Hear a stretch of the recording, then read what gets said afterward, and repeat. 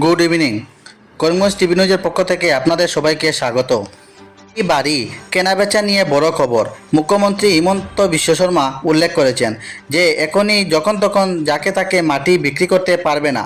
কেউ হিন্দু লোক মুসলিমকে এবং মুসলিম লোক হিন্দুকে মাটি বিক্রি করতে পারবে না, এবং যদি বিক্রি করতে হয় তাহলে মুখ্যমন্ত্রীর অনুমতি নেওয়ার জন্য স্পষ্টরূপে উল্লেখ করেছেন হিমন্ত বিশ্ব শর্মা, এবং অতি শীঘ্রই আইন আনা হবে বললেন মুখ্যমন্ত্রী।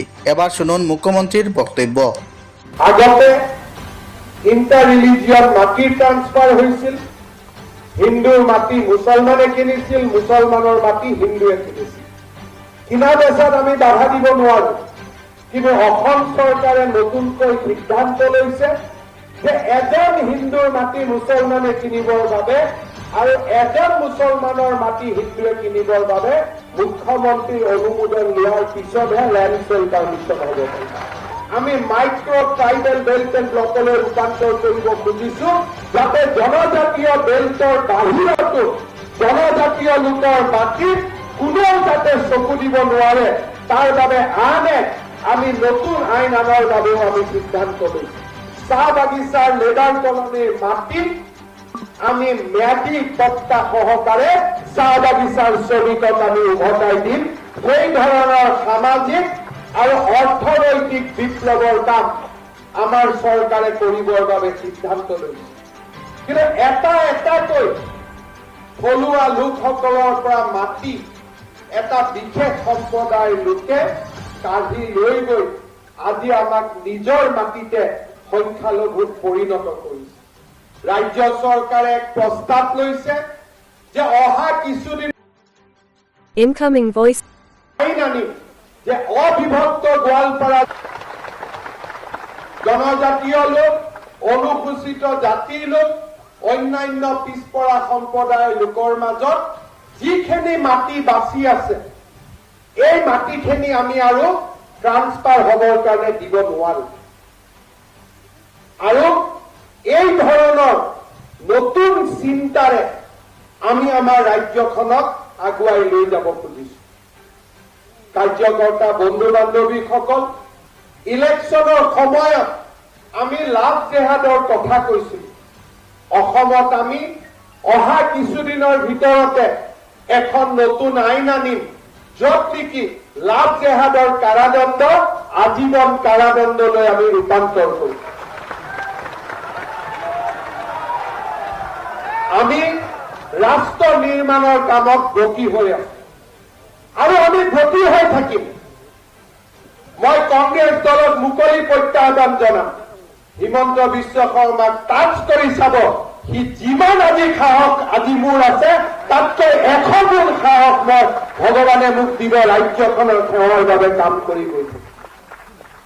কল্পনা কৰিব পৰা নাছিল কোনেও যে চাহ বাগিচাৰ লেবাৰ কলনীৰ মাটিৰ অধিকাৰ চাহ বাগিচাৰ শ্ৰমিকসকলক দিব লাগে। আজি আমি ৰাজ্য চৰকাৰে স্পষ্টভাৱে কাম কৰিবলৈ সিদ্ধান্ত লৈছো যে টি ষ্টেটৰ চাহ বাগিচাৰ লেবাৰ কলনীৰ মাটিৰ অধিকাৰ আমি চাহ বাগিচাৰ শ্ৰমিকসকলক আমি উভতাই দিম। কংগ্ৰেছে কল্পনাও কৰিব পৰা নাছিল চাহ বাগিচাৰ শ্ৰমিকসকলক বছৰ বছৰ ধৰি তেওঁলোকে ভোট বেংকৰ দৰে ব্যৱহাৰ কৰিছে।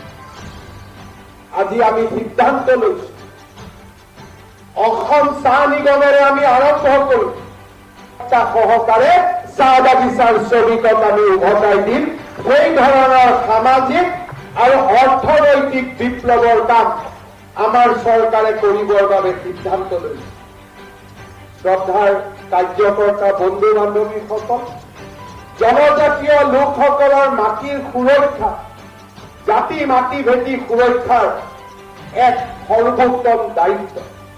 ট্ৰাইবেল বেল্ট এণ্ড ব্লকৰ বাহিৰতো জনজাতীয় লোকসকলৰ মাজত থকা সৰু সৰু গাঁওবিলাকক আমি মাইক্ৰ ট্ৰাইবেল বেল্ট এণ্ড ব্লকলৈ ৰূপান্তৰ কৰিব খুজিছো, যাতে জনজাতীয় বেল্টৰ বাহিৰতো জনজাতীয় লোকৰ মাটিত কোনেও যাতে চকু দিব নোৱাৰে, তাৰ বাবে আন এক আমি নতুন আইন আনাৰ বাবেও আমি সিদ্ধান্ত লৈছো। এই বিধানসভাত সেই আইন আহিব। আৰু খিচৰিত হৈ থকা অকণমান সৰু সৰু জনজাতীয় গাঁওবিলাকতো জনজাতীয় লোকে মাটিৰ সৰ্বোত্তম অধিকাৰ পাব। তাতো কোনেও তেওঁলোকক মাটিৰ অধিকাৰৰ পৰা তেওঁলোকক আঁতৰাই দিব নোৱাৰিব। আগতে ইণ্টাৰ ৰিলিজিয়ন মাটিৰ ট্ৰান্সফাৰ হৈছিল। হিন্দুৰ মাটি মুছলমানে কিনিছিল, মুছলমানৰ মাটি হিন্দুৱে কিনিছিল।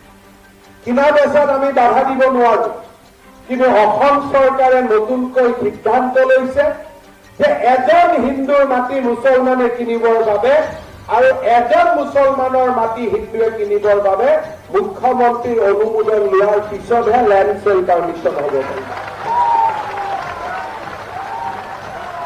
মুখ্যমন্ত্ৰীৰ অনুমোদন লোৱাৰ পিছতহে লেণ্ড চেল পাৰ্মিশ্যন ল'ব পাৰিব। আগতে ইণ্টাৰ ৰিলিজিয়ন মাটিৰ ট্ৰান্সফাৰ হৈছিল। হিন্দুৰ মাটি মুছলমানে কিনিছিল, মুছলমানৰ মাটি হিন্দুৱে কিনিছিল। কিনা বেচাত আমি বাধা দিব নোৱাৰো, কিন্তু অসম চৰকাৰে নতুনকৈ সিদ্ধান্ত লৈছে যে এজন হিন্দুৰ মাটি মুছলমানে কিনিবৰ বাবে আৰু এজন মুছলমানৰ মাটি হিন্দুৱে কিনিবৰ বাবে মুখ্যমন্ত্ৰীৰ অনুমোদন লোৱাৰ পিছতহে লেণ্ড চেল পাৰ্মিশ্যন হ'ব পাৰিব। আমি মাইক্ৰ' ট্ৰাইবেল বেল্ট এণ্ড ব্লকলৈ ৰূপান্তৰ কৰিব খুজিছো, যাতে জনজাতীয় বেল্টৰ বাহিৰতো জনজাতীয় লোকৰ মাটিত কোনেও যাতে চকু দিব নোৱাৰে, তাৰ বাবে আন এক আমি নতুন আইন আনাৰ বাবেও আমি সিদ্ধান্ত লৈছো। চাহ